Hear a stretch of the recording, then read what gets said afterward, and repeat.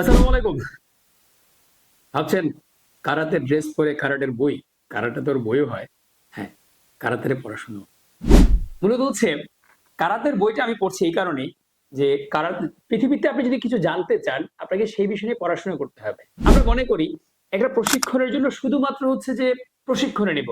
না। আপনাকে যদি সেই প্রশিক্ষণে ভালো করে আপনাকে আয়ত্ত করতে হয়, আপনাকে এই রিলেটেড বিভিন্ন বই পড়তে হবে। যেমন আমার হাতে একটা বই আছে, সেই বইটা আমি সংগ্রহ করেছি পড়ার জন্য। অনেক নতুন আমি তথ্য পেয়েছি।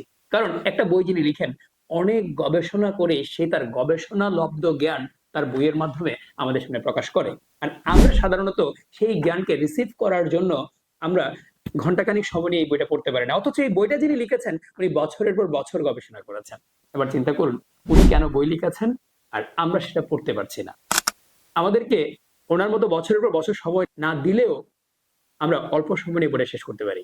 আর যার পড়ার ধৈর্য যত বেশি আর যে যত বেশি বই পড়বেন karate related, martial art related, তারপরে আপনার ধরেন স্পোর্টস রিলেটেড অথবা যে কোনো বই। আমি কেন কারাটে মার্শাল আর্টের কথাটা বলি, কারণ আমি নিজে তো কারাটে করি। আমি কারাটের কোনো বই পেলে আমি প্রচন্ড পড়াশোনার চেষ্টা করি। তো সবাই বই পড়ুন। আমাদের বাংলাদেশি কারাটে মার্শাল আর্ট নিয়ে একজন লেখক চমৎকার করে লেখেন, আমাদের ইকবাল সেন্সি। যথেষ্ট তথ্যবহুল বই লিখেন। আমাদের সৌভাগ্য যে বাংলাদেশে এমন একজন মানুষ আছেন যিনি পৃথিবীর বিভিন্ন মার্শাল আর্টের উপর গবেষণা করে উনি বাংলায় খুব সহজ ভাষায় বই লিখেন।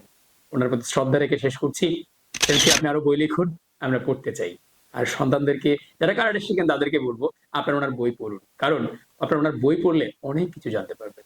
শুধু শিক্ষক নির্ভর ছাত্র নয়, জ্ঞান নির্ভর ছাত্র হওয়ার জন্য বই পড়া জরুরি।